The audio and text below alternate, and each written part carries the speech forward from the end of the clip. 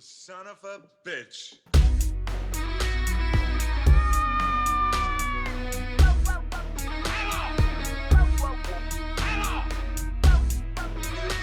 Brothers don't shake hands. Brothers gotta hug. Good morning, Vietnam! Because you are my friend. Hey guys, welcome to episode 7 of Super Nibbler Bros Show. I'm Jason of Corpse Flood Gaming, accompanied by my excellent co-host, Chris, the old ass retro gamer. What's up? What's happening, man? Not too much, man. Just kidding. A whole lot of stuff. It's been Lots it's been a while. It's been a bit. Well, here on the Super Nibbler Bros Show, we enable you to buy that game, buy that movie, buy them action figures, buy any of those collectibles. Treat yourself. Spend that money. Max them credit cards. Yeah. Have you been doing that lately? Not really. I've been spending that money, but I haven't been seeing any of the returns because they're all showing up in my mailbox across. But I'll be getting. Canada's still not officially part of the U.S. anymore. I saw the best meme to describe that today, and it was a screenshot from RoboCop where the mutated guy was leaning up against his buddy, and it just said the U.S. trying to convince Canada that it's okay to open the borders again. It was like, that's perfect, man. Canada's not officially part of the North America anymore. You guys are your own thing. Yeah, we're getting less and less cases a day. So yeah, we're the ones fucking up. Fuck Florida. You guys are acting like it's like the pandemic Olympics, so like going for the high score. And it's weird. Illinois is like the one state that nothing has happened. Like the numbers are going down and they're reopening everything, but everyone else is just kind of like, what? Phase 3, what? Pandemic over! Right? Like, I'm bored of it. Well, it doesn't make it be over. Yeah. Let's go to a pool full, 500 people, and like 30 people walk out with coronavirus. Yeah. People are stupid. But have you been playing games? If not buying? Yes, I have. Ooh, what you been playing? Oh, God. So I said I was going to play my Syndicate for the PS3 finally showed up, but I didn't get a chance to because of something else I've been playing. Yeah. But before I played the game, I finally gave in and listened to you in church talking about me playing Trover Saves the Universe. Yeah. So I finally did it. And that was a lot of fun. And it is dirty. Dirty. Fucking piece of shit. No, I smacked one of those guys over a ledge, and like he went, and then as he's falling, I hear him go, fucking piece of shit. Down off the cliff. Yeah. Perfect. I was laughing so hard. I was like, yep, this is awesome. And like I killed that kid in the wheelchair at the beginning. Oh man, you didn't have to do that. It's good. Yeah. I know that old man that old man that's sitting like on his front lawn. I killed him, and I got like an achievement for killing him. It's like you killed an NPC. Like, it like rewards you for bad behavior. Oh yeah, and then there's a one like I think it's like the second level. You get to make a choice, and both of them are horrible. Yeah. Yes. But yeah, it was fun. It was so fun. Like I was like, I have to platinum this game. It was good. Did you end up playing the little like add-on thing after? No, I haven't played the DLC yet. It was pretty fun too. I mean, it's pretty short, but it's more of the game, so I enjoyed it. I think the funniest part for me was there's like these VHS tapes you can collect. Okay. You show up in like a media room, and you can watch it. And one of them's called Cop People, and it made me laugh so hard. I haven't seen that stuff. I like sent it to a bunch of people, so it was pretty great. Actually, I have a friend who is a cop, and I was like, "Is this how it is out for you out there on the streets?" He didn't answer me, and then I asked him next time I saw him, and he was just like, "I laughed at that shit, but I had no response." But I beat that, so I decided to go and play the other game by the same people, and that's Accounting Plus. I liked Trover. Didn't like this. Counting, I enjoyed Counting when I played it because it was one of the first VR games I played, and it was like I played it before Trover, but it was yeah, it's very brief. I played it. I beat it in like 20 minutes. Yeah. Best part was like the Satan worshiping kids. Oh yeah, when you just like sit around and like listen to what they say. Yeah, and then do like one thing and move on. Did you do the? There's actually like an alternate path you can take the one, and you're in this room with this like huge creepy guy, and he's like really gangly, and he's like kind of sitting in a corner. No, and he's like, you're here. Yeah, it was really good. It's really weird. It's really weird. Yeah. I did the acid. I did the thing with the acid. I did the thing with the Satan worshiping kids, which was my favorite thing. Was the Satan worshiping kids. Did you hit on them bones, bro? Yeah. yeah. I mean, I was like, I was like, okay, so it's a bunch of little mini games. I'm like, okay, and then like in 20 minutes, I beat it. I was like, this sucks. Yeah. I'm like, I paid $30 for that. Yeah, I don't know, about $30. Yeah, I was kind of pissed. I bought it digitally like right when I got the VR, and it was like, yeah, I got this through limited run. Yeah, I was thinking about getting it, but I was just like, nah, probably won't. But there's some laughs, but it wasn't on the level of Trover. That's for sure. I hope we get a Trover sequel. I really do. Yeah, that'd be cool. And then I started playing this one called Steel Rats. Cool. Which Metal Jesus talked about this in one of his videos. He went to Japan with Kinsey and a couple of other people, and he said that he picked this up and he found it out there dirt cheap. And I was like, that sounds kind of cool because it's a motorcycle game, but it's a platformer. Yeah, I remember seeing that video. It was about almost a year ago now, right? Yeah, and it's pretty. I've been like making my way through it pretty slowly. I'll beat like a level or two and then stop. And it's actually pretty fun. You unlock new characters, and basically they serve as extra lives once you start. There's 4 of them you can have total. So if one of the characters dies, you can switch over to one of the other ones and keep on playing. Ooh, it's like a Turtles in Time. Yeah, a little bit, and it's pretty fun, and it gets really challenging. Like trying to platform with a motorcycle, it's just it's tricky. Is it like a platformer meets what's that? Trials? Yeah, there's a little bit of like it's not like physicsy like Trials is, but I mean there's like you got to angle your bike ride or you're gonna fucking crash and die. Type of stuff when you do like jumps. Don't want to do that. There's boosting and jumping, and there's like tricks you can do, and your front wheel is a saw blade, and that's how you attack. Pretty metal. Yeah, and you can grapple onto like special surfaces and actually like ride upside down and all this kind of stuff to go to higher other parts of them. It's a lot of fun. I recommend it. It's good. Cool. Maybe I'll check it out. Was it still cheap when you went to? When I got it, it was the day that he did that video that came out, and I got it for I think $25. It's not too bad. Maybe I'll look into it. But then there's the game. The game, Triple H. The game I've been playing for the past 2 weeks. Ooh, Jackie Chan Stuntmaster. This was my roulette game from last time. Yeah? What do you think about that?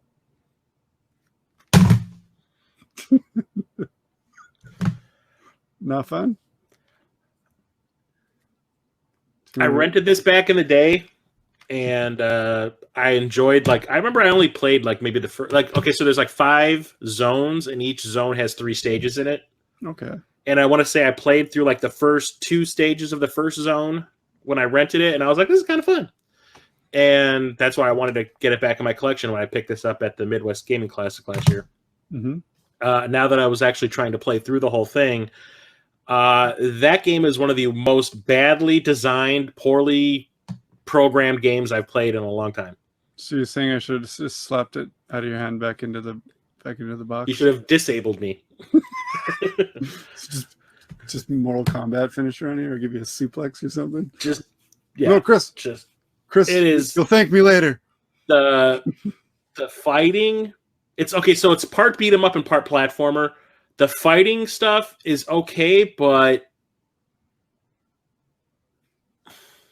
the moves are pretty limited. You can do a couple of tricks. Like you do a reverse wall jump. Like you'll run up the wall and jump behind a character if they're coming after you. But the thing is, you'll be fighting somebody, and there'll be a second character behind you coming up behind you, and you'll be fighting a person, and you're constantly moving forward when you attack. Okay. And you will just fall off ledges while you're punching somebody. And you can't stop your combo. You cannot stop it. You start it, it's going to finish, you're going to fall to your death. Things are. But the thing is, cannot be undone. You can't turn around. For some reason, the game will not turn you around. You have to physically like run your character around the area you're in just to get behind that person. You can't just turn around and attack. There's no like centering the camera No, behind you or anything? There's no targeting. There's nothing. So like I'll be attacking this guy. The guy comes up behind me. I have to run behind him to attack him. It does not turn your character around automatically to fight. The controls themselves are super laggy. Sometimes they don't even register. I'll be doing like just a standard jump and my guy will just fall off a ledge while I'm trying to jump. It is like, and then the placement of things is freaking stupid. I came into this one room. There's these exploding barrels. If you punch a barrel, it'll like pulse a couple of times and then it'll blow up and it'll throw you halfway across the stage you're on. That's how powerful. Well, yeah. But the thing is, you'll walk into this room. There's one room pissed me off specifically. You walk into this one room. There's 2 barrels by the door, and 2 enemies. They just automatically, when they come at you, when you walk in the room, they punch the barrel, and it just like you have no time to react. It's like you walk in the room, they punch the barrel, it blows up, you're dead. You can't do anything. God damn it! And it's so badly made, and it's a little bit culturally insensitive. The stages are themed, like the zones. The first zone is Chinatown. The second zone is the docks. Apparently, everybody that works on the docks is French. Then there's the sewers, and the sewers are run by the Australians. Then there's the rooftops, and then the final level is a factory level, which is populated with homosexuals. Okay, like the steel mill from Simpsons.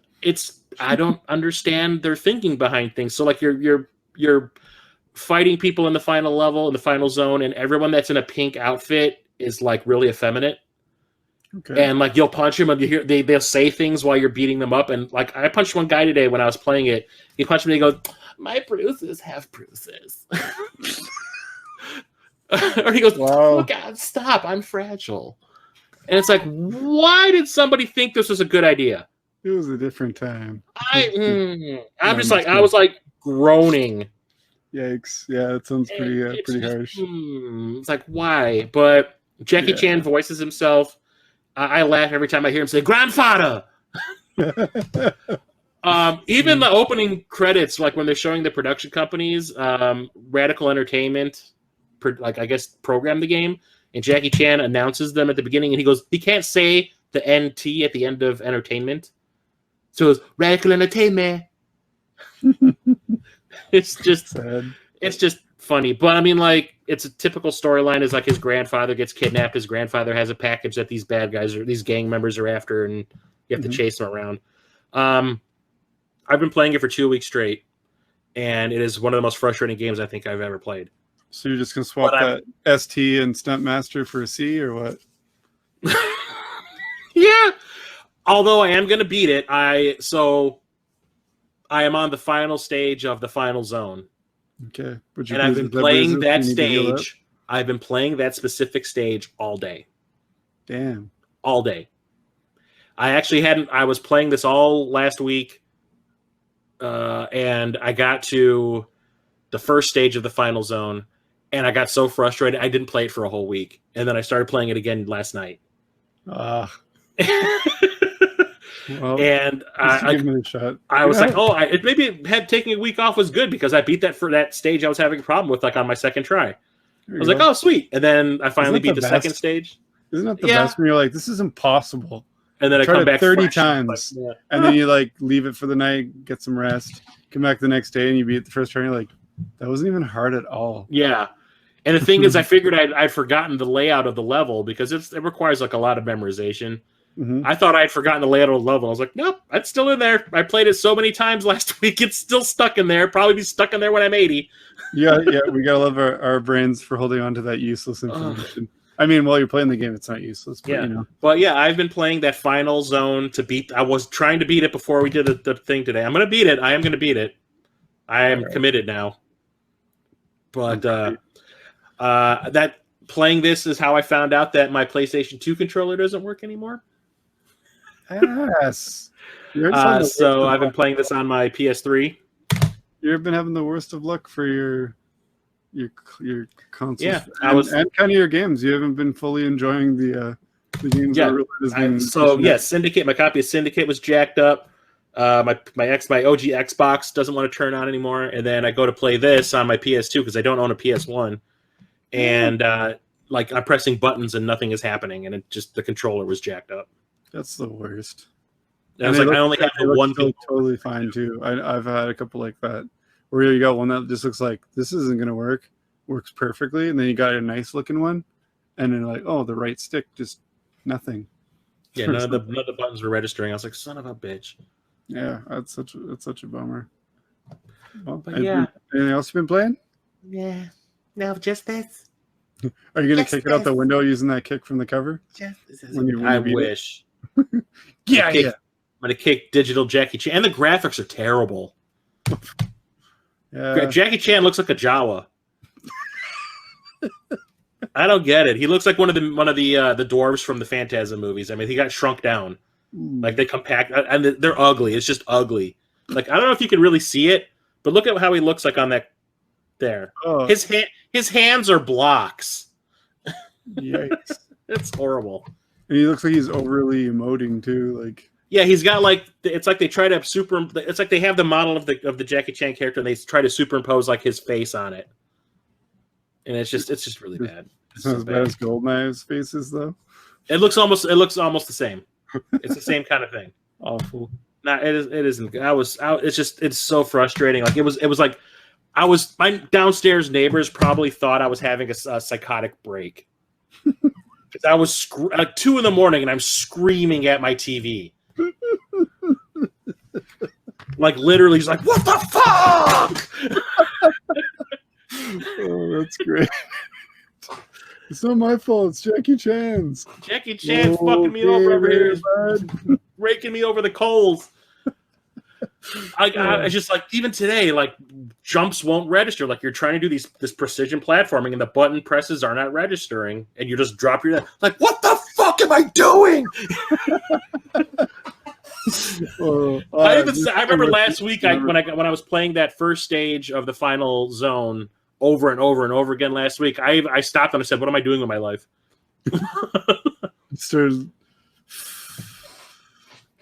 But I'm committed. I'm going to beat it. I'm going to keep trying tomorrow to beat this stupid thing. I have to at this point. It's a moral imperative at this point. Pissed you off to that level of like. Yes, I have to conquer it, so I will never have to play it again. Oh, that's great. All right, well, so bad. Anyway, what you been playing? Since our last episode, I think I talked about playing Mortal Kombat 11 on our last one, right? Yeah. I just finished it. So after that, and then I jumped into Last of Us 2. I think I was just starting that. I beat that. Great game. Don't tell me. I haven't played it yet. I'm not going to say anything about it except for, it was great. I like the story. Nothing to do with the story, but like as far as the gameplay, I was kind of like ready for the gameplay itself to be over. It just kind of is it play the exact same as the first one? Pretty close. I see you get to play guitar. Yeah, that part's cool. I like that. There's nothing against the game at all. It was beautiful. The most placement. It was the most beautifully like detailed game I've ever played. I've seen pictures. Like it looks fantastic. Ridiculous attention to detail. That things that even people playing it will just like overlook. They thought to implement in the game. I really liked the story, how it all went. But just by the time it seemed like it could have been a little bit shorter. Mm-hmm. But when I say that, I don't want people thinking like I didn't enjoy it. I think it was just more of me replaying the remaster and the add-on for that before playing it. It plays close enough to the first game that I was just kind of like, You've been playing the same game for 20 hours. Yeah, it started to get a little mundane. Like, oh yeah, figuring out how to get into this building and all that kind of stuff. And yeah, I talked about it pretty great length on the Game Tenants and on the Game Deflators podcast that I was just on last week. I stepped in to be like an emergency co-host, so that was fun too. But yeah, overall excellent game. I definitely see why it's getting all the praise it deserves now that the review bombing process is over. Which makes no sense to me. Anybody that I know that's actually played it is just praising the hell out of it. So yeah, I totally get that. Yeah, it's definitely runner up for Game of the Year. It's not my pick right now, but I totally wouldn't argue if someone chose it as theirs.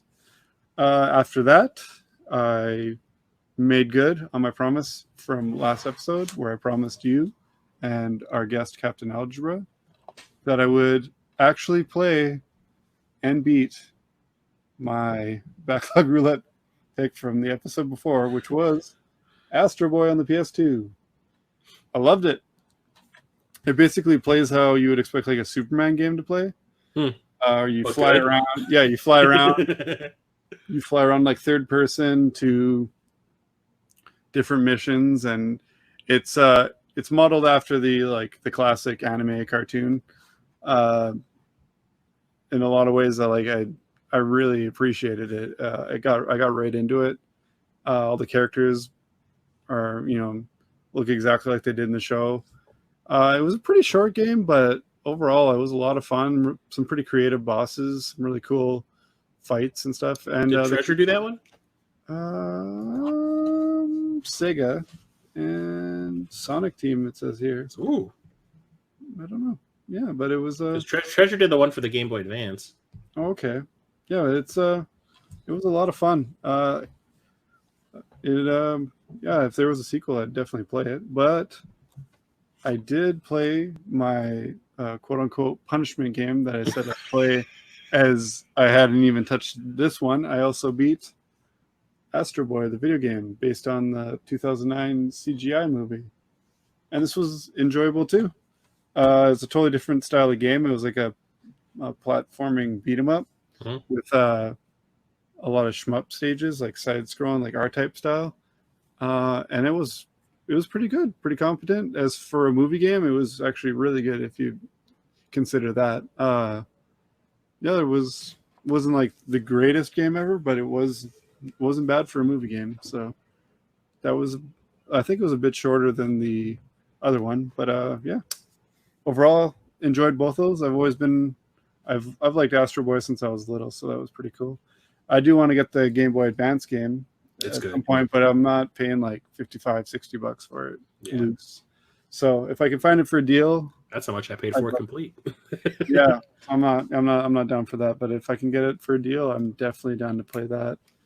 After that, I played my pick from last episode's Backlog Roulette, which was Onimusha.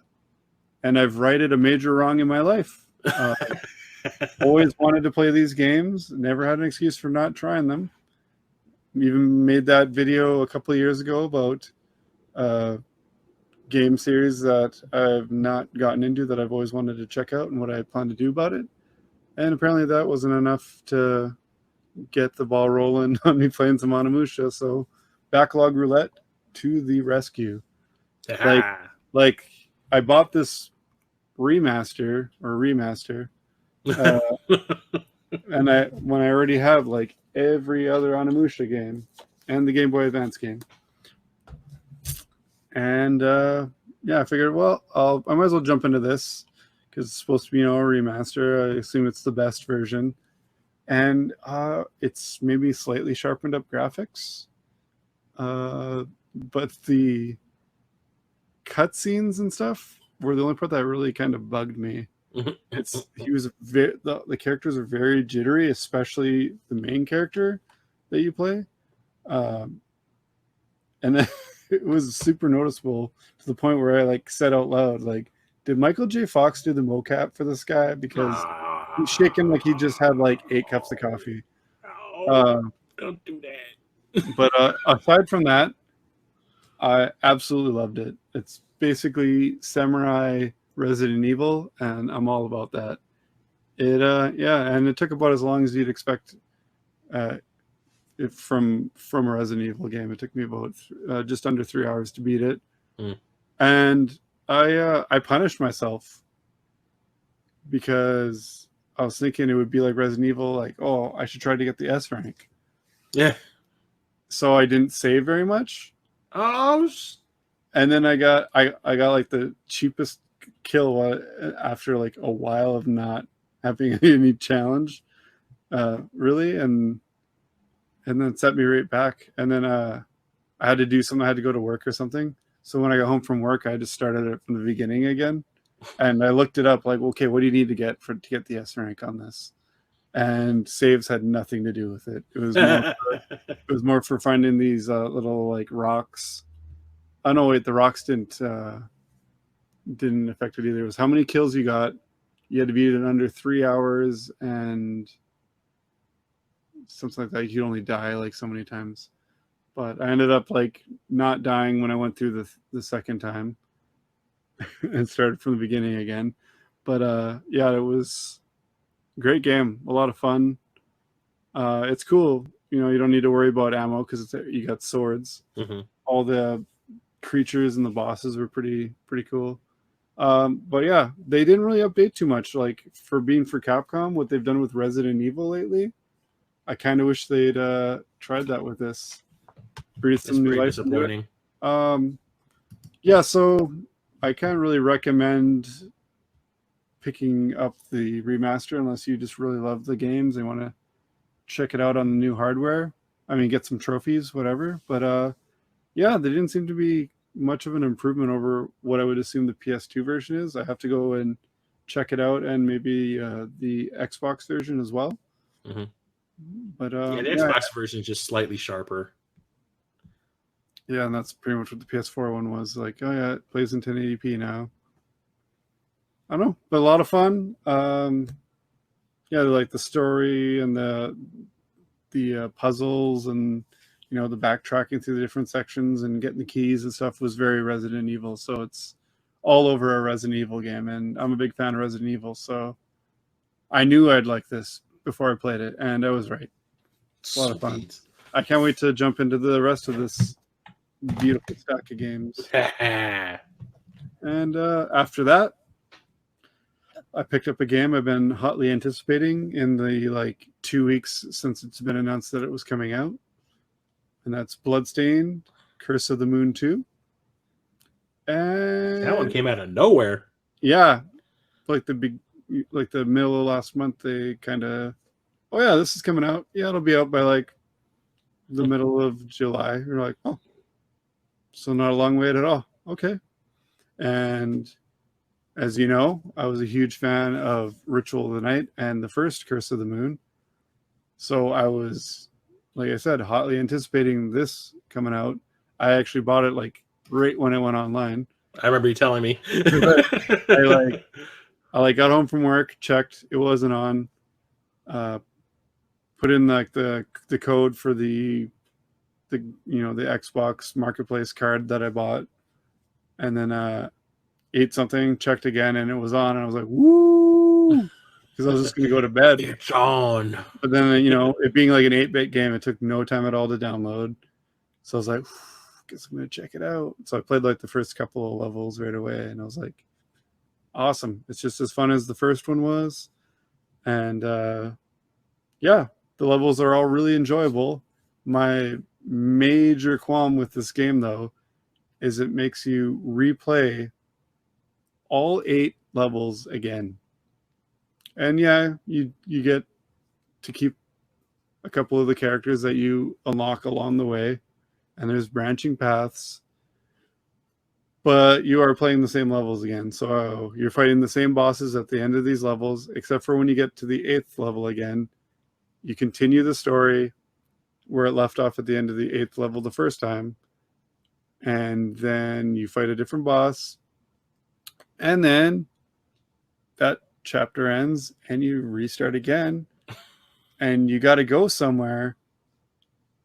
But you need to get these materials from guess where? Those 8 levels again. And you unlock characters you can bring into the last level. And it also brings the characters from the first game as potential unlockables. And you got to go through a shoot 'em up level to get to where you're going. And it's a lot harder if you don't unlock these characters by playing the levels again for a third time. So that sucks. But artificial lengthening. yeah, like I said, I enjoyed the levels. The bosses were really cool. But upon like the third time fighting them, you're like, it's cool. And if there was a particular part you didn't like, you really didn't like it by the third time. So I didn't even bother unlocking the last 2 characters. I was just like, let's just go. Let's just end the pain. Yeah, I mean, like after getting the other characters and stuff, the third run through is pretty much a breeze, depending on which characters you unlocked first. So I ran through them as quick as possible. And the last level, the shoot 'em up level, were both fun, but yeah, it would have been funner just to get to them the first time around. even after the second time. Like I would have just been a little annoyed. But by the third time doing it, I was like, all right, now I could have beaten in 2 other games in the time it took to beat this. And I'm not just rushing through to get beats, but yeah, when it feels like I beat a game 3 times to actually beat it, I was like, what is this? Ghosts and Goblins? Yeah. We're gonna beat it and then beat it again on hard to get the true ending. I was like, nah, man, I beat it. So yeah, I feel like I beat that game. You beat it, or did it beat you? No, it bored me, honestly. Like I was loving it. I was right into it. Then the second time I was like, oh, that kind of sucks. Redid it, get to the end, and it's like the third time I was like, all right now. Shove it up your butt. Yeah, up your butt, Joe Boo. Yeah, so the story overall was cool. But yeah, I wasn't I left a kind of a sour taste in my mouth, so I can understand that. It was really enjoyable at first though. So I hate to say that I didn't fully enjoy it, but I mean, it's good that they're trying to do like a real throwback to like the way the old 8-bit games were, like you're saying, Ghosts and Goblins or something like that. But I mean, let's be real. We're not in that era anymore. Yeah, if I want to enjoy the levels again, I'll play the game again. Yeah, just have it on multiple difficulties, and if you want to get the true ending, play it on very hard. Yeah, and I mean, like it's fun playing with the different characters, but like that's where I like how you could switch between them all. But yeah, that's some bullshit. Yeah, a bit of a bummer, but I will still look forward if they want to put out part 3 and make that a little bit better. You get to play through those stages 4 times next time. Yeah. If no, I'm not gonna be down for that. And then I've been spending a lot of time. I built a shed recently. I think I might have mentioned that on here before. A little bit. I was building a shed to be able to use my garage more for hangouts and stuff instead of just a giant storage shed. And got the shed done a little while ago. Been kind of in the process of moving all the stuff around, getting everything set up, hanging out in the garage more, and took a break from that and played a bit of Genesis. Ooh. So I don't know what prompted me to play some Genesis, but I don't need a reason. I don't need a reason. No. So treat yourself. I hooked it up and I played some Gunstar Heroes. It's Gunstar Heroes. What do I need to say? It's amazing. It's one of the best running guns ever. Treasure. As far as I'm concerned, it's a true treasure. And it was I've always enjoyed that game, and I've never really made a real attempt at beating it. Yeah, me either. So I figured, you know what? I think it's time. Just like I did with Maximum Carnage a couple weeks ago, where I was just like, I beat it before, but I used like a Game Shark and shit, or Game Genie. Okay, Billy Mitchell. So I was just like, whatever, I'll make a real run at it. So I figured, might as well knock this one off the list too. It's one I've been really far in it, and then just ended up turning it off or whatever for whatever reason. I think I was far into it before and it froze, which was really lame. But yeah, excellent game. There's a reason it's always on like the collections and the Sega Genesis Classic Mini. Yep. So yeah, good to knock off that one. And another one I've had for a long time, played the shit out of, and never quite got through since I've owned it. I've played this game with Araya a bunch of times. That's one of the first games we played together, and we always seem to get pretty close to the end, or what I assumed was the end. And something pulls us away. It's bedtime, supper time, turn that shit off for whatever other reason. So we're like, we'll get back to it.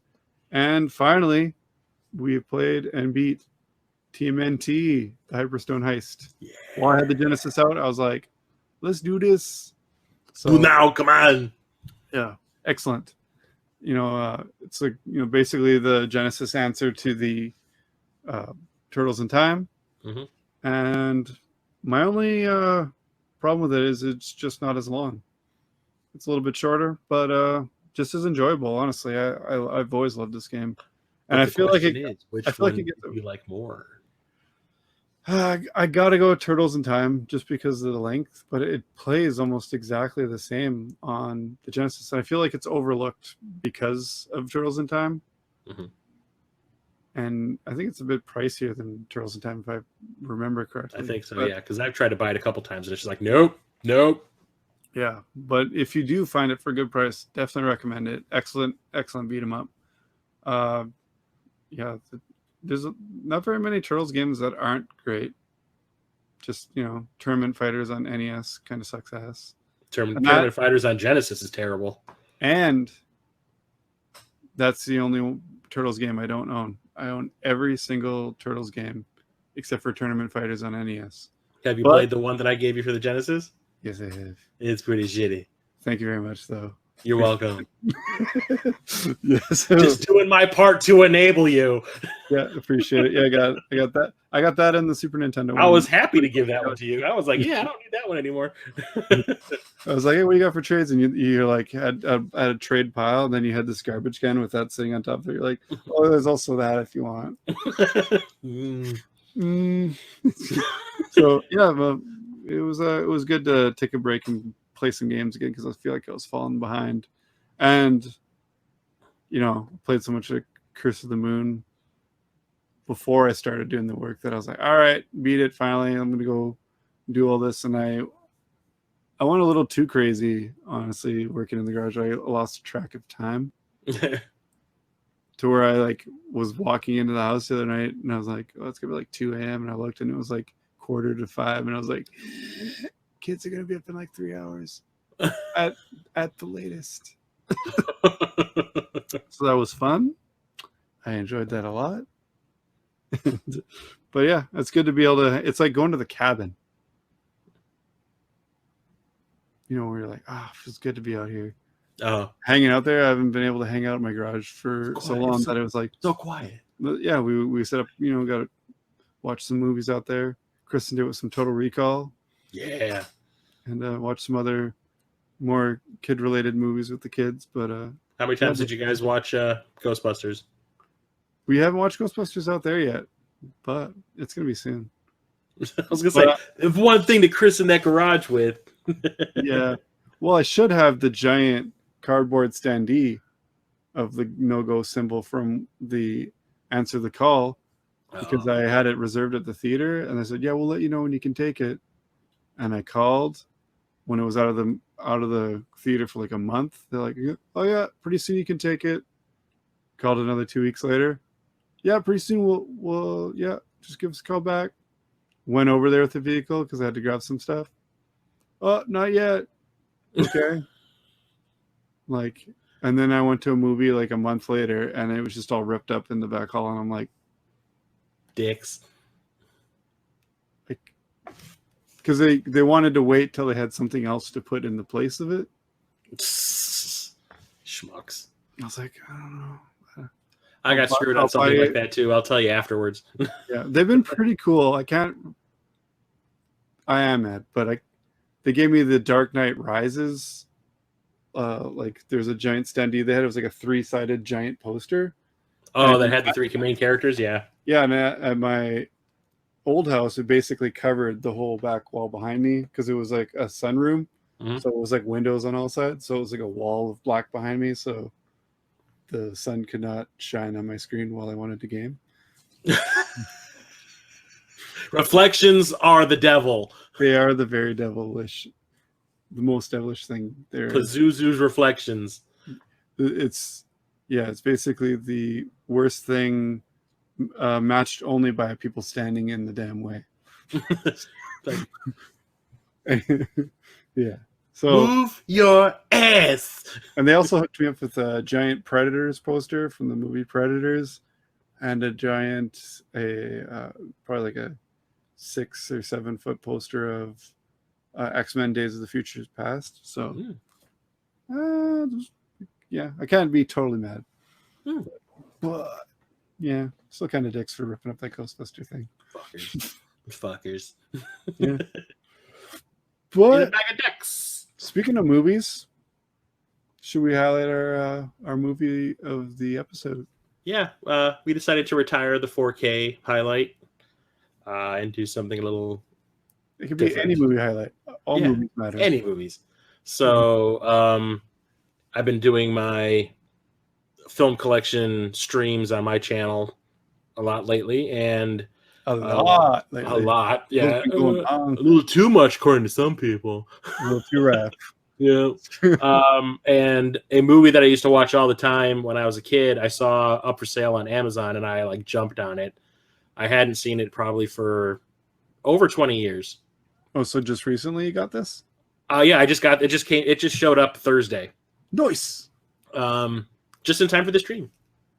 Yeah, I hadn't seen it probably since the early 90s, I want to say. But I used to watch it every single time it was on cable because beautiful, beautiful boobies. It's a movie from, what is it, 85? I think, yeah, 85. Just One of the Guys. I've never heard of this movie. Okay, so it's not a sex comedy. It's not a nudie movie. It's rated PG-13. But it's got But it was in the early days of the PG-13, so they could get away with a little bit more as long as it was in certain contexts. okay. So what it really is it's a retelling of Twelfth Night by William Shakespeare. This high school girl wants to be a reporter, and nobody takes her seriously at her school because she's a girl. She enters in this contest to get a summer internship at the big paper in Colorado, or wherever it is where they're living. Okay. And her teacher doesn't even consider sending her contest entry into the paper for judgment because she's a girl. Ooh. So what she ends up doing is she says to him, like, what it would have been different if I was a guy, because all the people that he did send their contest entries to the paper they were all guys that wrote the pieces. So she decides to enroll at a different school that's participating in the contest, and she enrolls as a guy. So she's in drag at this school, and while she's there, she falls in love with like this geeky guy, but she can't say anything because she's pretending to be a guy so she can get information for a new article she wants to write about like what it's like to be a woman pretending to be a guy at a school or whatever. And at the end of the movie, when she decides to tell him that she's really a girl while they're at the prom, she decides to expose herself to him. Oh. By ripping her shirt open at the prom and saying, "Check these out." And I did many times as a kid. Yeah, it was on cable all the time. And Were you paused it? No, I just watched it every single time it was on. Every single time. And yeah, Joyce Heiser, who plays the lead. I mean, like, you can see she's pretty cute when you see what she looks like there, but then there's a picture of her as the guy version in the back. I was like, what?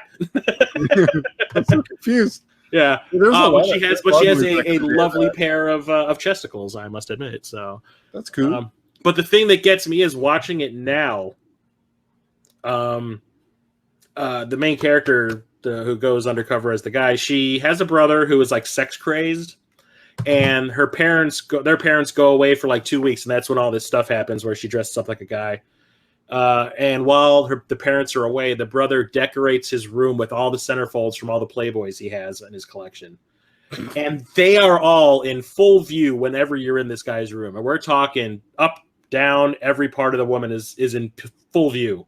Yeah, that wouldn't fly in PG-13. No, and I was watching it the other day because I'm like, I haven't seen this since I was like, in my teens. I was like, I was like, what? I'm watching a PG-13 movie and there's a full-on muff in my face. But the thing is, it's because it's a picture and not a real person, in the movie. Like, I'm not an actor in the movie standing in front of the camera going, hey, check this out. Okay. It was a photo of somebody. I guess it passed, but there's a lot of scenes that take place in that room, and they draw attention to it multiple times by talking about the women in those pictures. Wow. It's very surprising that it got a PG-13 rating back in the day. I'm surprised. This used to play midday. Kids watched this movie when it was on cable, like me, kids like me. Oh, wow, and they didn't even blur First exposure to the muffs. This is back in the day when they'd play a movie with some swears and they'd cut in very badly. Yeah. Not even sounding like the actors. Die Hard 2. Yippee-ki-yay, Mother Pineapple. Yeah, all that stuff. I'd be like, oh. But yeah, we got like full-on nudity in these pictures and stuff, and then her exposing herself at the end for a good 7 seconds, just standing there with her shirt open. Time in it. Yeah. And it's just very surprising. It's from another era.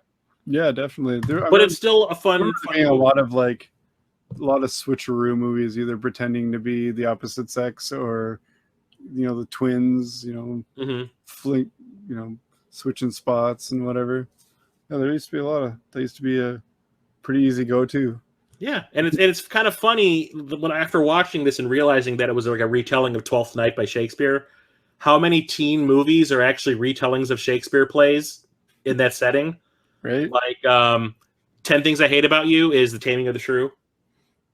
I never even noticed any of that. Yeah, there's like a bunch. Like She's All That, I think, is also one of them, if I remember correctly. But there was like 5 or 6 teen movies that came out that were just essentially retellings of Shakespeare plays done in like high schools.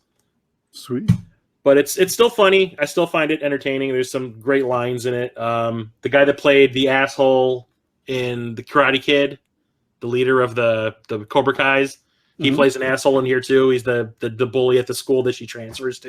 Typecast. Yeah, basically. Yeah, he's playing the exact same character, except instead of his focus on karate, his focus is on bodybuilding, and he like goes into the lunchroom and like lifts the tables while people are eating and spills the food all over the place. Dick. Yeah. But it's very funny. I still enjoy it. Well, that's good. I haven't been watching a whole lot of movies, as I kind of alluded to with all the work in the garage and stuff. But yeah, I think I want to talk about a VR game, though. I don't believe we've done this one yet for a retro game. Retro game. Wrong podcast, bro. The PSVR highlight. Yeah. I'm going with The Persistence, which is basically sort of like a VR Dead Space. The weirdos in it aren't as grotesque as Dead Space. I was just thinking of that exact same word. But they're pretty. It's pretty cool. Oh, and it's kind of, I believe it's kind of almost like randomly generated each time you play it, if I remember correctly. And yeah, it's just a crazy experience in VR.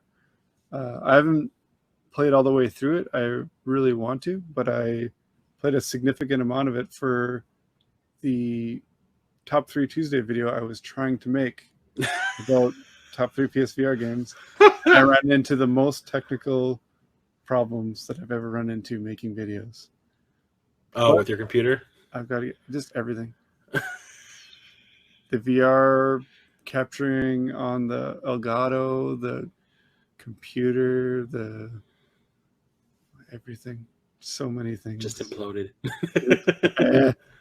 But yeah, definitely. Yeah, you're going around to like an abandoned space station, as you do, and you got to go in different quadrants of the the space station to get certain parts, to get certain systems running again. So it'd be really dark. You got to restore power to open a different way to get through this doorway.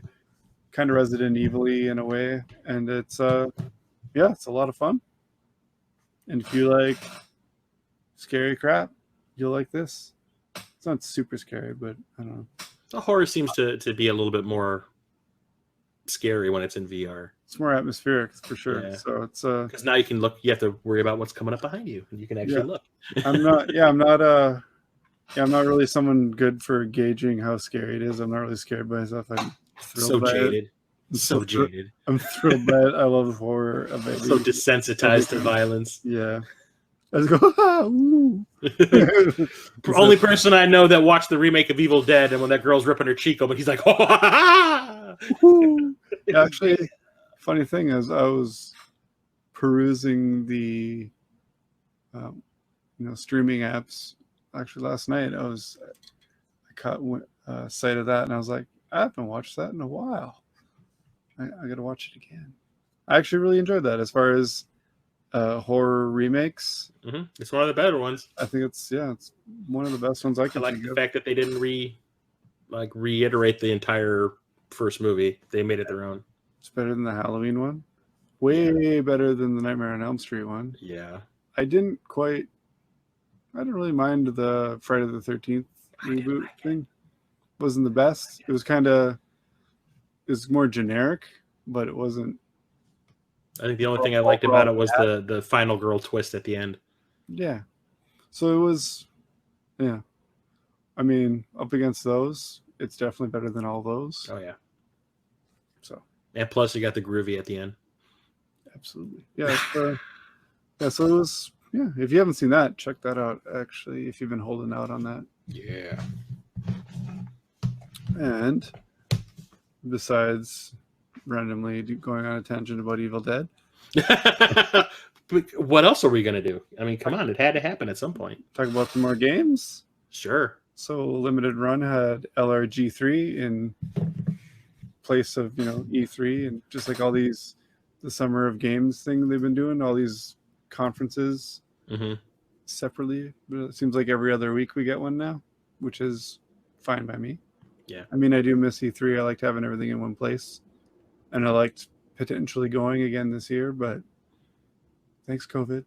It just seems to be falling apart year after year. Appreciate just slowly falling apart. Yeah. I'm kind of bummed that the first year I got to go might be the last year they ever have it. Jason, you broke it. Broke it. Yeah, but thanks, bro. But it's been probably one of the cooler things for guys like us who like to collect physical media. Some of it was letting us know all the kind of stuff they got coming out. And what kind of stuff stood out to you from all that big list? Well, that was where I first heard about Curse of the Moon 2, was the fact that they're going to be releasing it. Okay, yeah, they just kind of dropped a trailer, and that was pretty much the only other thing. Yeah. So that took me by surprise. I was like, yeah.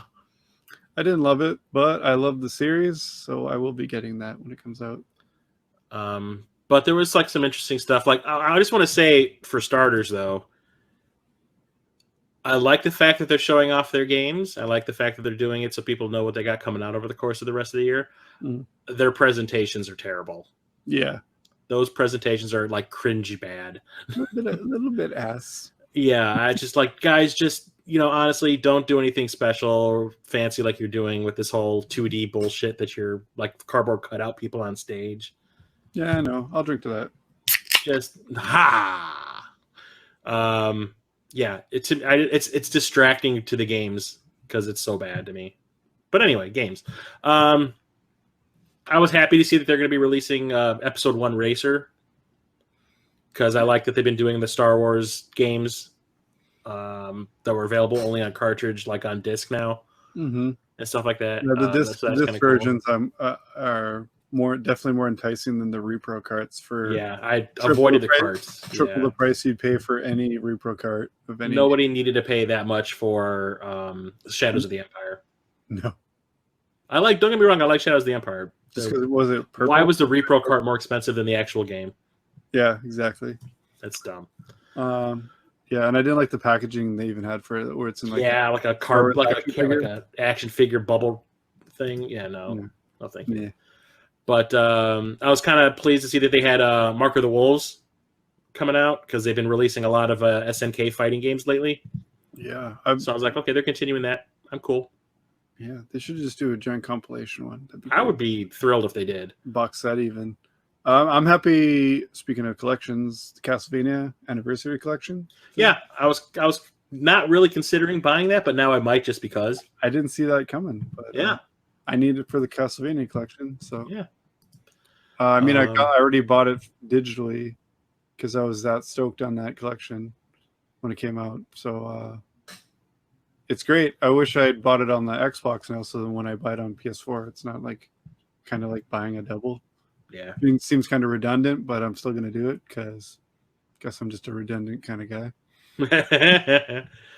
That's why I bought the Bloodstained Curse of the Moon 2, because I knew that they were doing it on limited run. So I was like, well, yeah, I won't be double dipping on it that way then.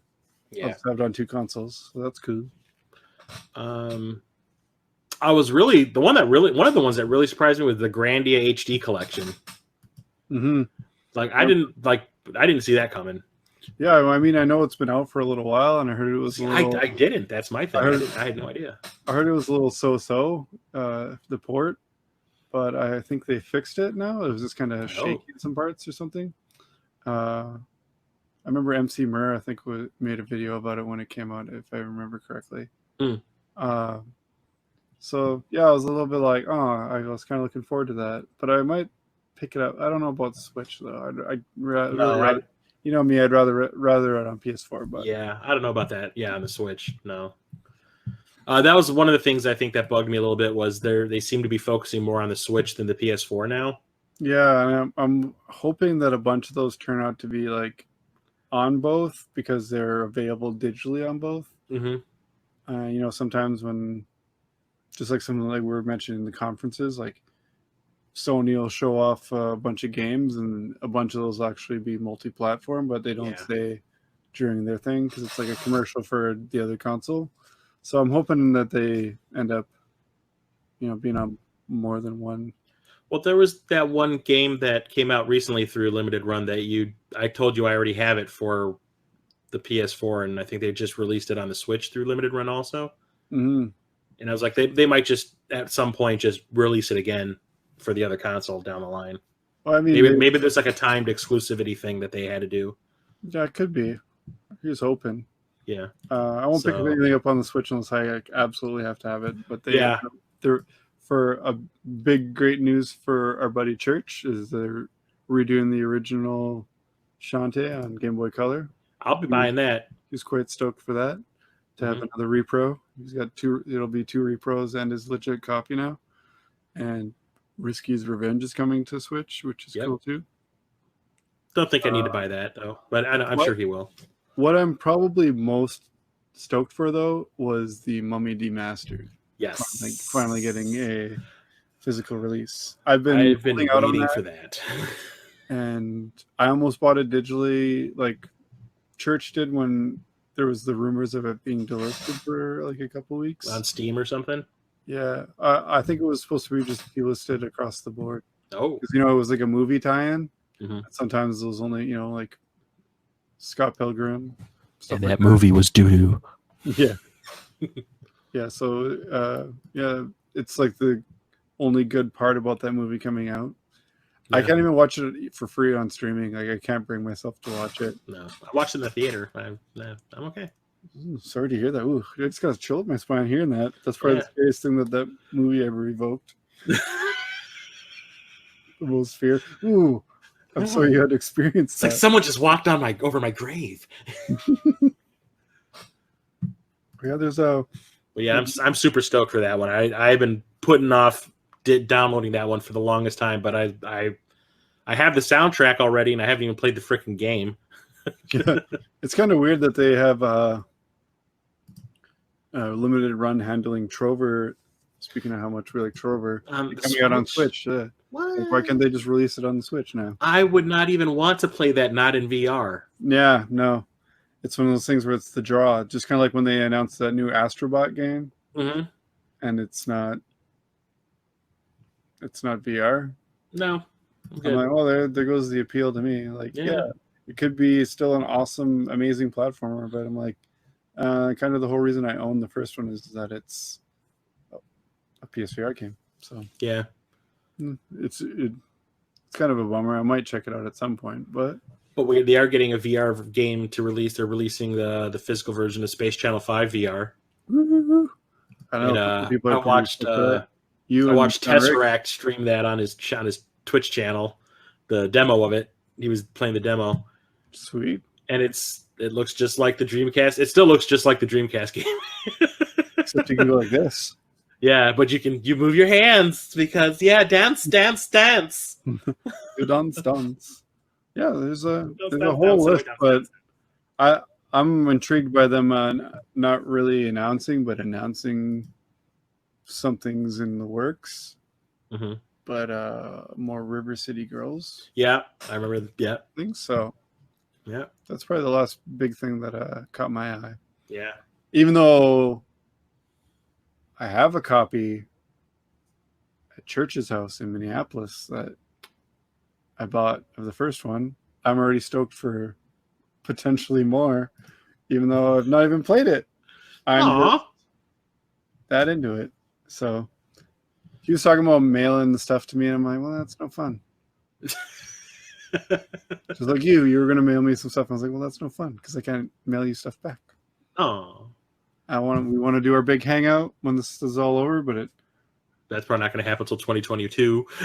but Americans are, like we said, Americans are going for the COVID high score. So even, yeah. We're going to show everyone in the world how it's done. Greatest in the world. Yeah. The top 3 is just going to be the 3 people who are left. It's like, you ever play that game? I have it on my phone. It's a crap. That's not a very good review. No, it's not. It's crap. That's crap. It's not Pandemic. It's a game that's on Steam. Jesus Christ, what's it called? I have it on my freaking phone. Well, But the whole point is, you play as the virus, and you're trying to infect the entire world and kill the entire world. Didn't it come out just before too? Isn't it called? It's been out for years. I've had it on my computer for years. Okay. But it's like, I wonder if they're going to actually put like a COVID version out and show Americans want to really see how it's done. Yeah, I gotta say, my favorite part about this whole thing is just the memes ripping on America. There's one I saw. It's just this guy. He's got mustard all over his arm and his shirt, and he's like, it's like he clearly just dropped this thing of mustard, and he's just like, get rid of mustard, and it just says, and just like the mustard falling is like, it just says coronavirus, and then the guy covered is like, it just says United States, and then there's like a guy like 10 feet away from him in the back just looking at him like, what the fuck? And it just says everybody else. I'm like, it's sad, and it's looking more and more like the last hope of a convention this year that I've been looking forward to is probably not going to happen now, unless they create some miracle vaccine in the meantime. But I was really looking forward to meeting Frank Welker and Peter Cullen on my birthday, so just gonna drink a few more of these. Sadness ensued. Just gonna drink a couple of these now. Some of the other things I wanted to just bring up real quick that I thought looked kind of interesting was Super Meat Boy Forever. Mm-hmm. I really enjoyed the first one, so kind of having a sequel is kind of neat. Random out of nowhere, Samurai Jack Battle Through Time. Oh, I don't remember seeing that on the list. Yeah, and Mighty Gunvolt Burst. That'd be cool. I got the other Gunvolt Chronicles or whatever it is. Yeah, I have that for the Switch. I just recently got it, and I'd rather for the PS4, but I got it. Yeah. In general, glad to have it. But speaking of the PS4, they're going to be releasing My Friend Pedro on the PS4. I already have that for the Switch. Yeah, me too. It's one of those things where I'm like, damn it. Why? Quit doing all this exclusivity. Yeah. But they're going to be releasing another Vita game, though. That's kind of neat. They're still... Well, they've really seriously slowed down on it, but... Well, isn't it? It's probably harder to get the materials now because they completely shut down the production of those things, like carts and stuff. But they're releasing Papers, Please on the Vita. But they have a second Game Boy Color game they're releasing. It's Extreme Sports. Oh, yeah. It's another way forward game. Yeah. But I don't think I need that one. It's got the word sports in it. Yeah. Therefore, it is dead to me. Yeah. It doesn't have Mario before it. No. So, yeah, that's what it is. Yeah. So, there's some cool stuff and some not so cool stuff, but yeah, can't complain. It's games. There's more games. Speaking of more games, have you picked up anything lately? Oh, yeah. I picked up a few things. Oh. Not nearly as much. I think I'm going to have to do another 2-month pickup video or stream. That's Not all right. not enough to fill one for the end of July. You know what? When I get that stuff, end of this coming week, maybe I'll do a pickup video. I'll watch it. Appreciate it. Maybe I'll do a live one. Maybe we'll do a back and forth. We'll do a Reggie Metal Jesus style one. I did get my copy of Syndicate, which I showed off earlier. It hadn't shown up by the time we did our last stream, but it did show up a couple days later, and I still haven't played it. I installed it on the PS3 and updated it, but I haven't played it because I've been playing the bane of my goddamn existence. Jackie Chan, Cunt Master. Yeah. Well, I hope it ends up being amazing. Like that last little bit you play is just like, wow, I was wrong the whole time. It all came together. Oh, best game ever. I was so wrong. No, it's probably not going to happen. I was playing it wrong. I held the controller upside down. I'm supposed to hold the controller the wrong way, and that makes the game easier. I'm betting not, but I'm optimistic and hoping that your experience improves. Hey? No. Got a couple of VR games. Huh? Got the big one that everyone's been talking about, and that's the Iron Man. I didn't get mine yet. It's in the US. Can't even look at it. It's in Corona Land. Yeah. Yeah. I haven't played it yet, so I played the demo. I played the shit out of the demo. I played the demo probably 4 times. I've been looking at my tracking saying that it's delivered.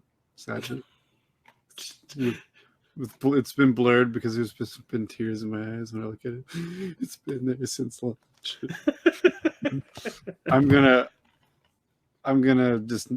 I'm probably just gonna take a week off when I get my mail, but not telling anyone. I'm not even gonna call it. It's gonna be like, I'm dead. Where's Jason? Why isn't he here today? He's dead. I don't know. I'm just gonna do something where I have to go in quarantine for 2 weeks. Someplace for 2 weeks now. All right. I went to Florida, quarantine for 2 weeks. I just imported a bag of Florida air. Yeah. Breathe deep. Yeah. Yikes. Yeah. But yeah, I'm really looking forward to playing this. Once I beat this, I'm definitely going to be playing this. So Church informed me something really cool about that game. Hmm. A member of the Cartridge Club's wife is a voice actor, and she does the voice of, is it Friday? Oh, the AI? AI. Oh, that's pretty cool. Like, that's super cool. We should try to get her on a podcast. Damn right we should. So I think that'd be cool to get a voice actor and talk about. That'd be rad. Except for I don't know who it is, and he knows. So we'll do something.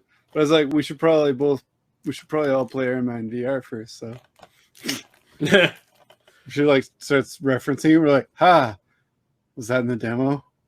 I didn't play it yet. So yeah, I'm hoping to get it because I'll be tearing into that because that's got to hold me over till Avengers comes out. Yeah, I'm looking forward to that. As much as people are whining about it, I can't wait to play it. Second. It's a superhero game. We barely get those anymore. Yeah, Remember all we right. used to get like 2 or 3 a year? Yeah. They're coming out like Guitar Hero games. I miss it. Even if they weren't good, I was just glad they were coming out and I could get them cheap at some point. Yep. But the MCU games that came out were so hit and miss. Like Thor sucked. Captain America was really good. Thor on the DS was pretty awesome though. Yeah, that's what I've been hearing.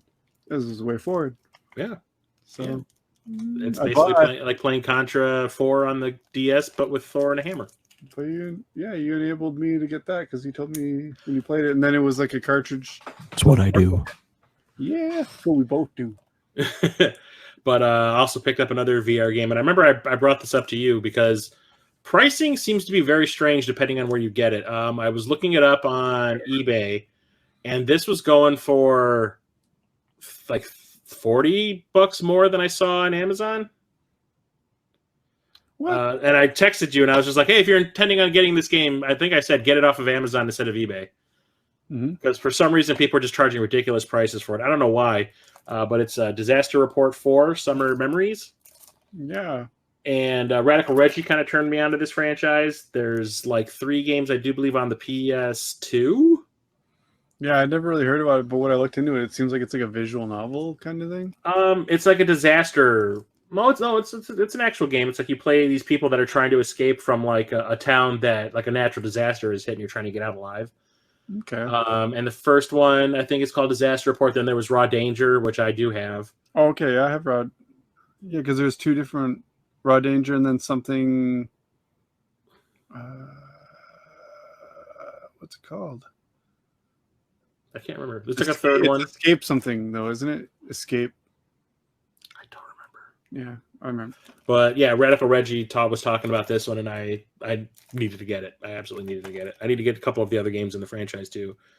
But yeah, get it on Amazon. Don't get it on eBay. For some reason, everyone's charging like $80-$90 for it on. It seems to be the way things are with VR, and they fluctuate a lot. They fluctuate more than most other like current gen games do. Or you'll be like, oh, I just got that for $12, and all of a sudden you look at like it's sold out, and then it comes back and it's all $90 and crap. And you're like, rather not. But the big one that I got, it just showed up yesterday, and I brought up a couple times that I've been trying to get like all the games based on this license because it's one of my favorite things ever, and it's from Japan, and it's Akudo no Ken. Yeah, no Star. Yeah, this is part 5 for the Super Famicom, and like the majority of these games are either beat 'em ups, platformers, or one-on-one fighting games. I love those VHS shaped cases. I know, right? The thing about this one is, it's an RPG. Oh, it's a Fits of the North Star RPG, which is fun. And if you look at the back, the fighting is like a beat 'em up. When you have an encounter, it's like a beat 'em up. I think you need this one. Enabled. You've been enabled. I'd have to buy a repro of it so I can read it. Well, if you have like a Retron, like I have the Retro Freak, I can apply a patch to it. Yeah, I don't. Yeah. I don't. I go all original. Yeah. Crap. But yeah, I have been trying to get a copy of this relatively cheaply for a long time. Found somebody on eBay that was slipping. Wicked. And got it. And I got it from not a local, but a person in the US. Oh, so it showed up in like 3 days after I ordered it. That's kind of like my complete in box Fire Emblem game I got was from the States too. And I was like, oh. Yeah. I was thinking like, see you in a month. And basically. Like 2 days later. Oh. Well, thank you. Yeah, I thought that I was going to have to wait for a good 2 months because everything that I have ordered recently from overseas, like I have another VR game coming my way from Japan. I ordered it at the beginning of June. It still hasn't shipped. Ooh, what is it? Like it's still showing as just being paid on eBay. Oh. And I texted the guy the other day. I'm like, is this going to ship anytime soon? I still haven't heard anything. So I was expecting that from this, but it showed up like 3 days after I ordered it. And I was like, that is awesome. It turned out it was some guy in Delaware had it. So can't wait to be able to play that. Can't wait to see what Fist of the North Star RPG is going to be like. What is that VR game, or is it a secret? It's a secret. It's You're a secret. planting a It's a seed secret. that'll flourish in a future episode. Yes. Sweet. But it is a Japanese exclusive. Secret. Is that the name of it? Secret. Yes, it's a secret. Anyway. But the last thing I want to say is I was talking about how my PlayStation 2 controller just randomly just didn't want to work. So I was watching. I take off my hat, but my headset would come with it, and just put it over my hair. Yeah. And it's an original. So the thing is, I was looking for a replacement. It's an original PlayStation 2 controller, like a legit one, like an official one. Why are they $80? Probably because it comes in a sealed package. I don't need a new one. I want a used one, and I found used ones on eBay for like $80. On Amazon, $80. Because COVID. What the fuck? It's got to be COVID, man. I guess I don't understand it all. So I got a second shiver up my spine. Quit it. That's what I. So, funnily enough, I'm watching Tesseract Unfolded streaming on Twitch, and he was playing a bunch of PlayStation 2 racing games, and he had it was like a peripheral thing he's doing where he's playing with the racing controllers and stuff. Ooh. Couldn't get one of them to work with the game he was playing, so he broke out his PS2 controller, and I see it, and it's like light blue and translucent, and I was like, I don't see a cable on that thing. Oh. And he goes, oh yeah, this is a cordless PlayStation 2 controller. And I was like, is it any good? He goes, yeah, I've been playing it with it a lot, and it has like no lag, and it's not very expensive. And I was like, oh, can you shoot me the link? And he did, and he shot me the link on Amazon, and this thing cost me $16, and it's better than the official PlayStation 2 controller. Can I ask you something? Yeah, sure. Can you shoot me the link? Can I shoot you the link? Because You know what? I can even on stream make it light up. less cords is always good to me. Well, and it takes 2 AAAs, and I'm trying to remember what company. Actually, no, I got the box over here. La la la la la la la. They're disappearing. Was it a magic trick? You ready for a surprise? Yep.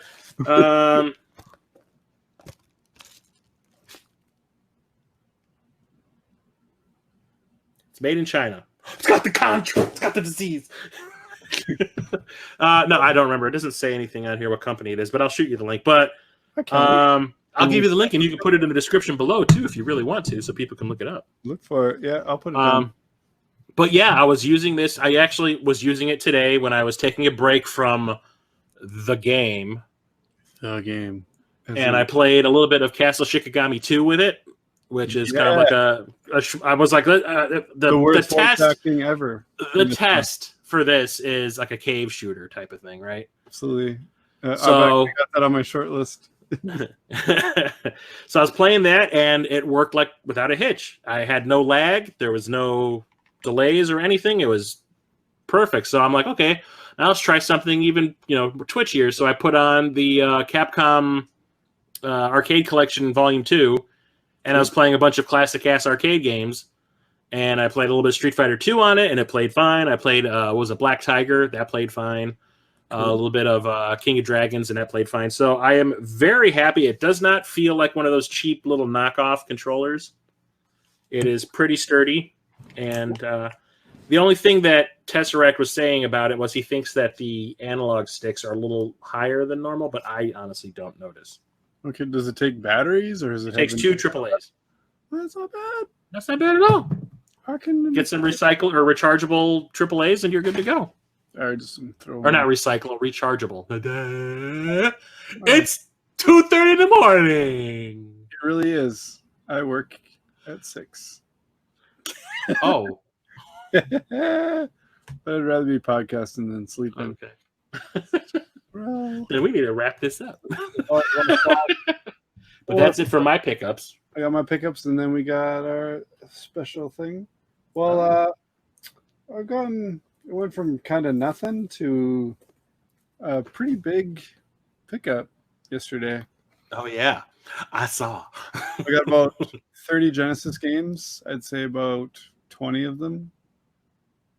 Yeah, about 20 of them were complete in box. Yeah. Some of them I didn't have. You gotta let me know how that Fortunately, a lot of sports. WrestleMania the arcade game is on the Genesis. It's not that great.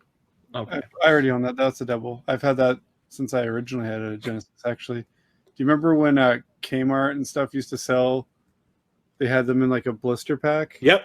where they'd sell them. Yeah, Yep. I I used to work at Kmart. I remember that. I bought that then, and I also bought like a Maximum Carnage and stuff like that. In those, I got lucky finding Maximum Carnage through that. That's how I got my copy of Jackie Chan's Action Kung Fu on the NES for $5. Nice. Yeah. So it was pretty cool. It wasn't the greatest collection of games. You're gonna get your Sonics, you're gonna get your doubles of Sonics within the same lot. It's trade fodder, man. I got 2 copies of NBA Jam, but I also Trade the games for more games. upgraded to a complete copy of NBA Jam. I only had a cart before, but there's some pretty cool stuff in there. Stuff I didn't have. Kind of, I don't know, fortunately or unfortunately, take it any way you want. But a lot of the sports games I didn't have, so I guess I got more sports games I'm not going to play now. So that's whatever. But a couple of fun ones. I got Cool Spot, Complete in Box. That's a fun one. A bunch of doubles. A lot of the Disney games, good ones like Aladdin. Oh, Lion King. it's a classic. Jungle Book. Yeah. I didn't have the cases for Lion King or Jungle Book, so now I do. I got the last Sonic game. Sonic and Knuckles. Box. Wait, I do not have Sonic and Knuckles now that you mention that. So never mind, I'm lying. But I didn't have the case for Sonic Spinball. No, you're not lying. You're just misinformed. Which I thought I did. No, because I always forget about it. It's such an odd-shaped thing. Even in my collection, it's got to be like off to the side. But yeah, second last Sonic game that I needed a box for was Spinball. Oh, I thought I had a box for it already, but I really need to refamiliarize myself with what I've got complete in box, because also there was stuff like Mickey Mania that was in there, and I was like, oh cool, at least I got a case for that. I know I've already got it. Then I was like, oh, I've already got a case for that. Okay, so now I got an extra. So I got some good traders. Yeah, but then I got a couple interesting-ish ones. Like I said, I got Cool Spot, and then I got Skitchin. Yeah. Church tells me this is a pretty cool game. I think you ever play Road Rash? Yeah, he says it's basically Road Rash with rollerblades. Yep, that's exactly it. So I'll check that out. Very 90s. Yeah. I only have one other Fruit Boot in game, so that's kind of cool. And that's Aggressive Inline. We played that in a Bad Game Beatdown episode. Mm-hmm. I also got Krusty's Funhouse. I just watched somebody streaming that on Twitch. I've never played this one, I don't think. Yeah, so it's a puzzle game. It's one of the only Simpsons games I didn't have. Yeah, Burst Error was streaming that not too long ago. Cool. This one's just an upgrade, but a very, very welcome one. And it'll probably be in my beats by next episode. Ooh. Unless it gives me Rocket Knight Adventures. So this was the jewel of the Genesis bunch. And there's a cool small story that goes with it. This whole thing I bought from a friend, but about 18 years ago, this belonged to one of my other really good friends. That whole lot? Yeah, it went on Facebook a couple days ago. It was $20 for just literally she just took a picture into the box, and there was 5 controllers, 30 games just in this big diaper box or something. And all I could see was a bunch of sports games and Sonic 2, and I was like, I missed it, but no big deal. Then I realized who it was, and I was like, that's my buddy's sister. And I remembered when I worked with him before, he told me that he'd given all his Genesis games to his nephew, because this was around the time when I was getting into retro stuff. He's like, oh man, I wish I knew. I gave all that stuff away a while ago, but I wish I still had it to give you. And I was like, no worries, man. And then my friend's girlfriend bought them for him, thinking like, oh cool, he loves retro games. And he's like, I don't have a Genesis, and I don't really care about Genesis. So he contacted me on Friday about it, and he was like, hey man, any interest in some Genesis games? I'm like, I always got interest in all games. What do you got? What do you got? And he sends me a picture, and I recognized immediately. I was like, oh, I know where you got these. And I was like, you try to upsell me on these. Then he tells me the story, like, yeah, whatever you think's fair, man. He's like, pretty much what we paid for it, as far as I'm concerned. I was like, all right. And then him being my friend, we've done trades before. I remembered he had a game I've been after for quite a while. So I made him an offer, and I said, I'll just sell it for pretty much what you paid for it and a little bit more for that game. I've been trying to get him to trade it to me. When we did our big trade night, that was the only game I could not get him to go. And when we did our, he wouldn't even sell it to me afterwards. I was like, The suspense is terrible. I hope it'll last. But then I mentioned it, and he's like, man, you remember I got that? And I was like, yeah, it's bugging me. Can't find it. And I finally got it. And it's Goemon's Great Adventure. Yeah. So happy. So happy to have this. This will be another game that'll be in my beats very soon. Sorry about the long-winded story, but Don't worry about it. I thought it was super cool to like acquire my buddy's collection. Like he's probably about 10 years older than me, 10 to 12 years older than me. So to know that I got his old collection, he's like, I send him a picture. I'm like, I think I just bought your old collection, man. He's like, oh yeah, that looks like games I would have owned. And I was like, no, seriously, like your sister sold them and my buddy bought them and then sold them to me. And he's like, yeah, those are totally mine. So he's like, he's stoked because he wants to come check them out. And then quickly, I'll just go through the other couple of games I got. Nothing else is cool. You're going to laugh. Oh, really? Yeah, you brought this up before we started, right? Okay. This is a big one. And I'm excited to own it because it completes the collection. I got Ghostbusters the video game on the last console that I don't own it on. Hooray! Hooray! Hooray! More Ghostbusters. More Ghostbusters is only ever a good thing. Oh, God. I still have to finish it. Yes, you do. I also picked up this game. A little peeved at it. I looked it up quickly. I missed a small detail. Oh. But I bought Hunt Showdown on PS4.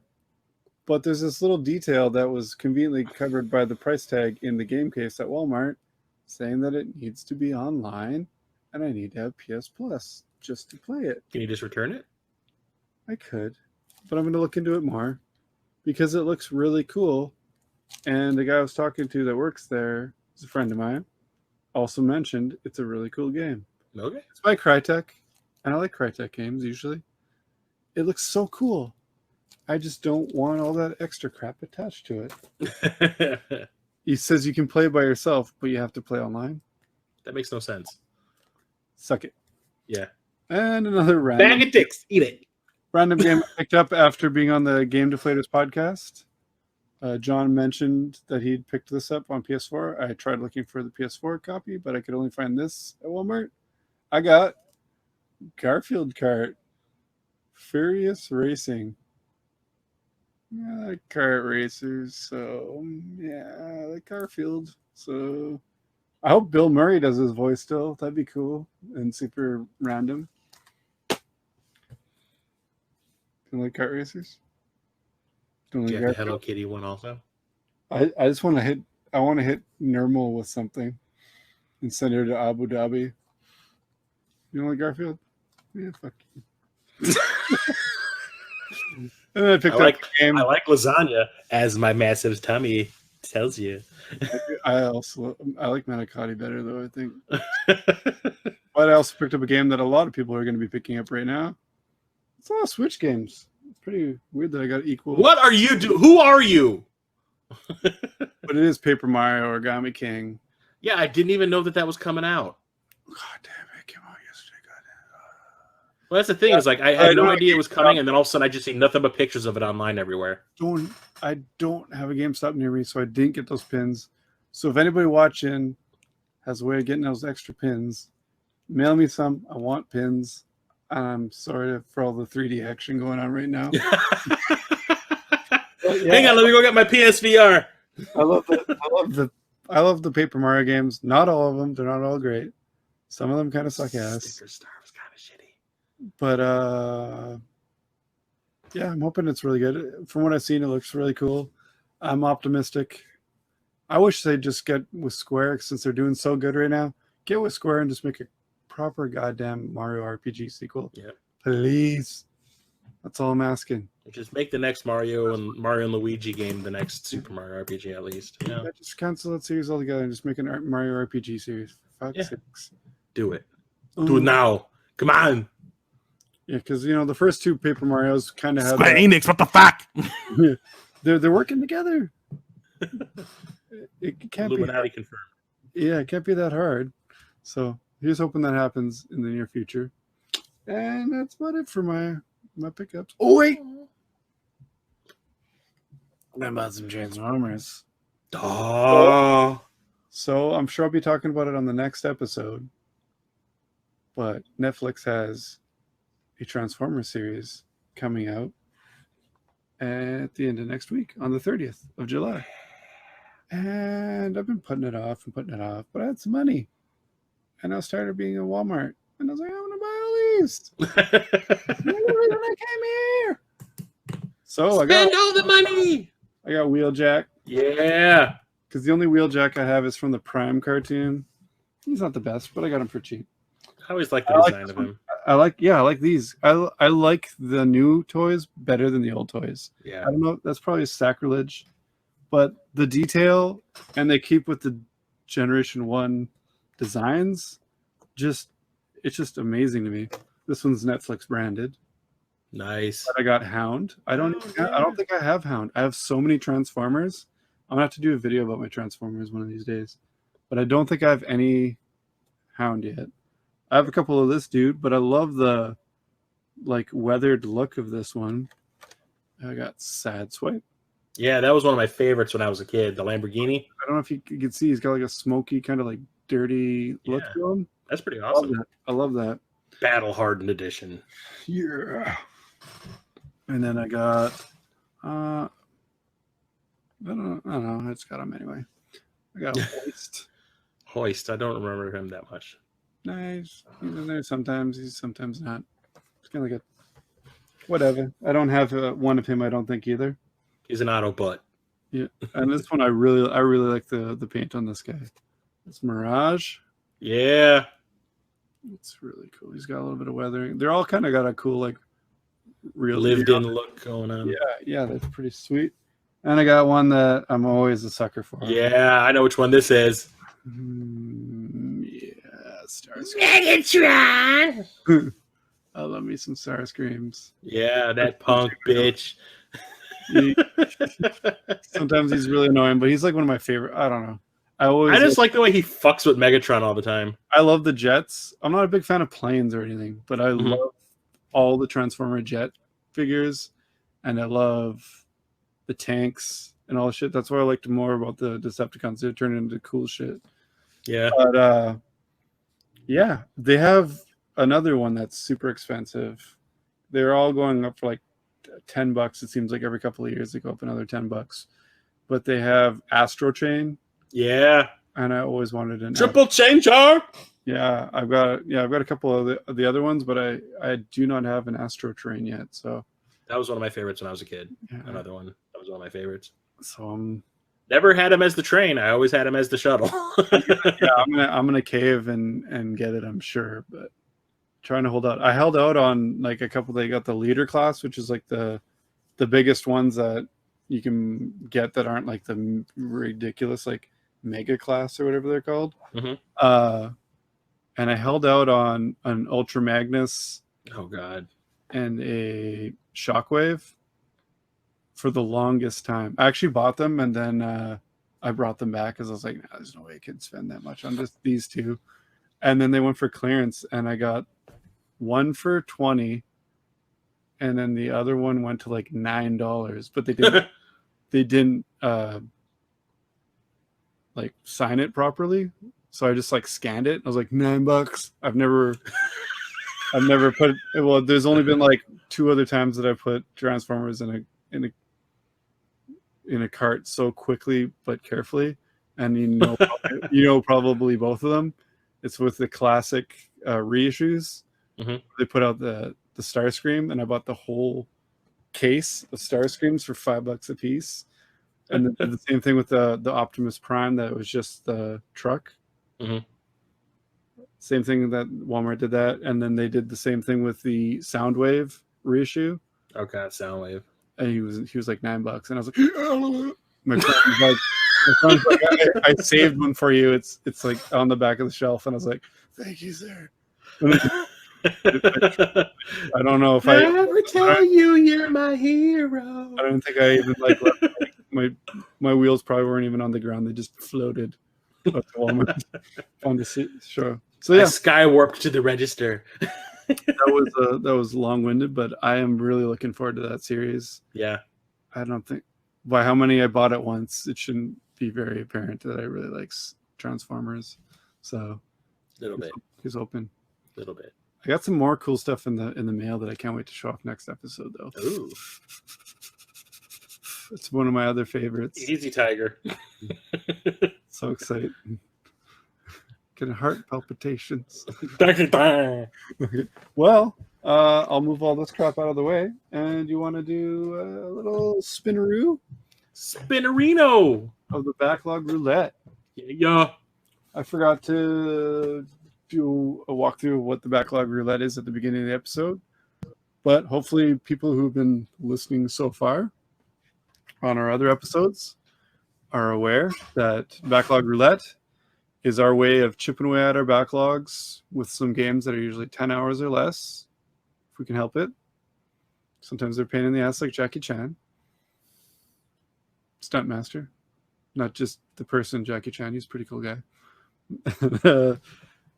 Yeah, we pick a games from 0, 00, and 1 to 36 that we kind of like tippy top of what we want to play. And we spin a real roulette wheel to pick a game for us. And it's that time. I've been loving it so far. I think it's turned out really well. You've been getting hit and miss picks. Mm-hmm. Some you really like. Some Especially you really, this guy right here. some you really suffer through, but you're champ. Yeah. I appreciate someone doing this along with me, even if it's just you. But I would hope that some of our viewers are doing it as well. And here we go. Without further ado, let's spin it.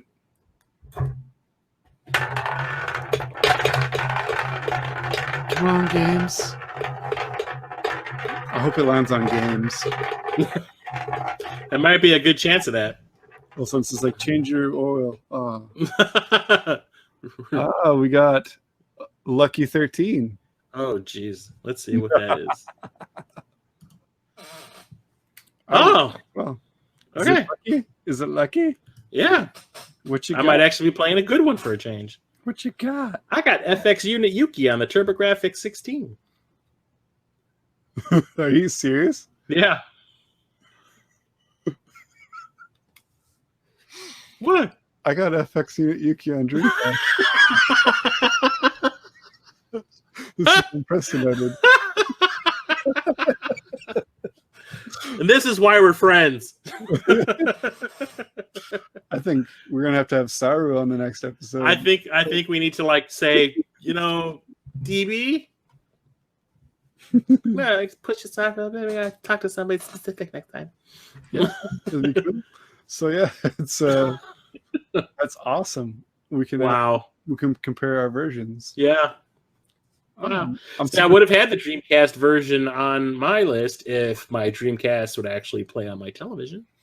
Man, you gotta get that sorted out. I don't know, man. There's something going on. It's set up for what? Someone's breaking in my apartment, sticking their dick in my systems and shit.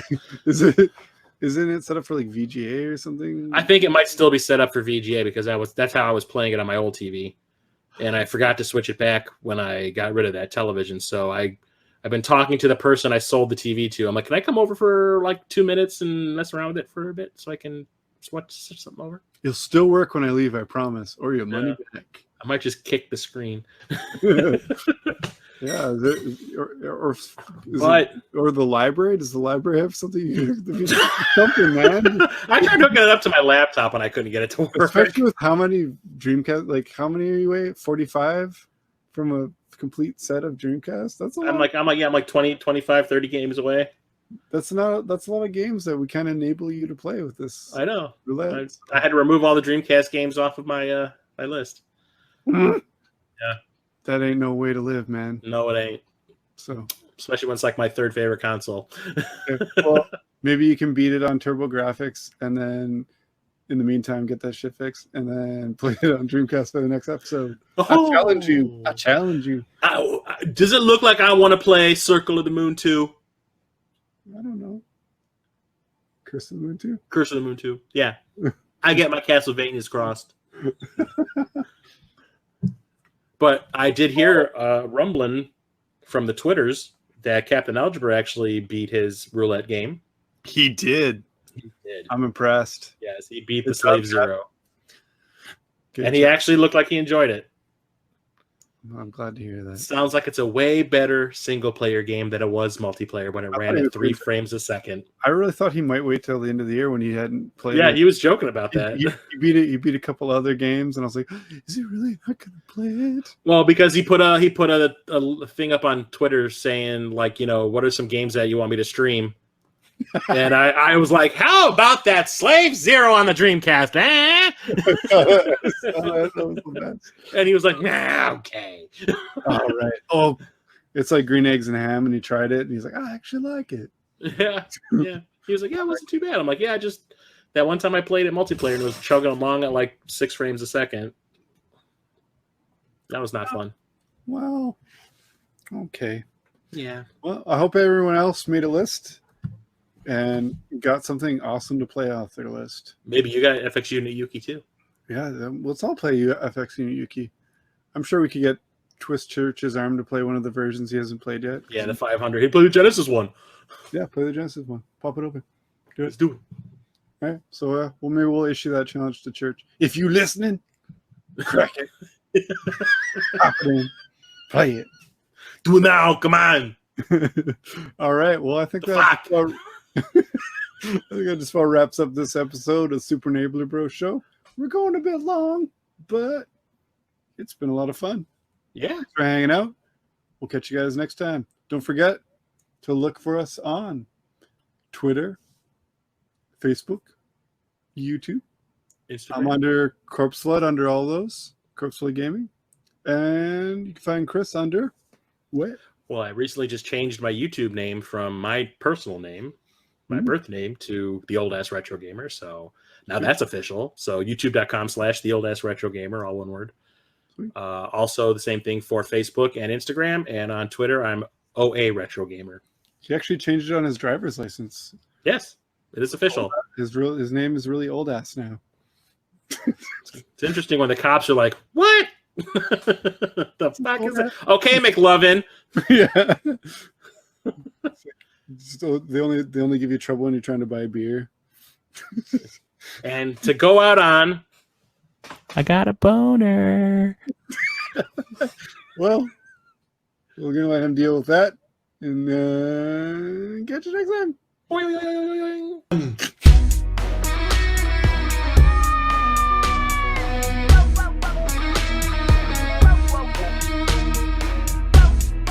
Hasta la vista, baby.